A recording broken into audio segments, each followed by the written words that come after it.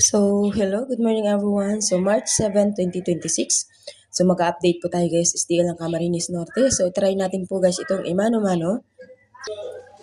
Ayan guys, kung mapapansin niyo guys, meron na tayong sumada na 4, 34, 2, 17, 31. Okay, so yung sumada ko po kahapon, hindi ko na po yung pinalitan kung napanood niyo na po yung ating update. Kung mapapansin kasi niyo guys, sa pattern po, kadalasan halos kinukuha yung mga sumada nila. Okay, so ito kung 3, 19.35. 3, 19, tapos 19.35. Ang kaparas kasi guys ng 3 is yung 19, saka yung 35, di ba? So, talaga namang lumabas siya. Ito kasi guys, 26, kapares po yan ng G's, galing po doon sa taas, kung mapapansin nyo, G's. Okay, so tingnan nyo. G's, 26. And then yung 13, 29, magkapares po guys si 13, tsaka si 29. Tapos yung 36 guys, kapare siya ng 20. Okay? Pasensya na kayo guys sa sulat ko. So, kung mayroon pong kopya nito, alam nyo na yan. So, 36, 20, magkapares po.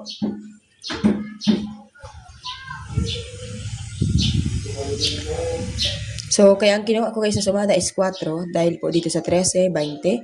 So, ang kapartner po ng 20 natin is yung 4. Okay? So, baka magpasunod, gawing 4, di ba? And then, dito naman guys sa 34, so nakita ko yung 34 dahil din po sa 13. So 34, patras pong bilang sa 35, okay? So yung 2 galing po dito sa 20. Okay, sinumada ko lang po yung 20, baka gawing 2. So yung ano naman guys, yung 16, hindi ko in-expect na magbalik si 16 kagabi. Siguro dahil po dito sa 16-13, no? Nakita nyo na magkapares yung 16-13. So nag-13 kasi dito guys, kaya binaba din yung 16. So, ganun yung ginawa. And then yung 7, sumada. So, ibig sabihin ito guys, sumada pumpiang po ang tawag dyan. Okay, so dito na po tayo guys sa baba. So, meron po tayong 17, gawa nga po ng, nung nakaraan pa po tayo nagsusumada ng 17, di ba? So, sumada rin po yan dito sa 26, 35. So, baka mag-17, wag lang mag-8, charot.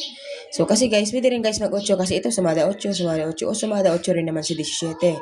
So, inano ko lang po guys talaga si 17, okay? So, yung 31 naman guys, kapares po yan itong G's. Okay, so, 31, 15, tapos 31 G's, okay? So, pwede guys si 15, pwede si 31. Okay? So, marami po kasi yan guys chance. Ano? So, 15, pwede rin si 8. So,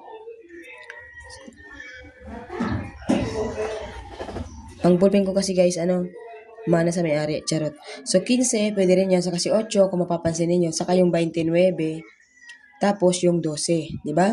So, ayan, marami po kasing numero dapat lumabas dyan dahil hindi lang po isa ang lumalabas sa sumada ng bawat numero.